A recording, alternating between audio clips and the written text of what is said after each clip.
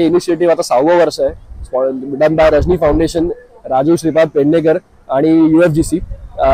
प्रत्येक वर्षी एक खूप मोठा इनिशिएटिव्ह तिघ जण येऊन करतात आणि really it is very commendable that they do this. कारण आपल्या प्रत्येकाचं एक आपलं काम असतं, पण त्यातनं वेळ काढून असं इनिशिएटिव्ह ऑर्गनाईज करणं इन नंबर्स 500-600 लोक प्रत्येक कॉलेजमधली students is a task I know.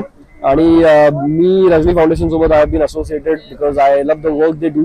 आणि मला असं वाटतं की हा इतका सुंदर कॉज की आपण सेलिब्रेशन आपलं असतं, गणपती असतो, आपले फेस्टिवल्स असतात, तर आपण हे सगळं करतानाही एन्जॉय करताना श्रद्धा असताना आपण आपल्या पर्यावरणाची काळजी घ्यावी. आपण वी मेक शुअर दॅट आपण कचरा करू नये आणि इतरांनाही करू देऊ नये.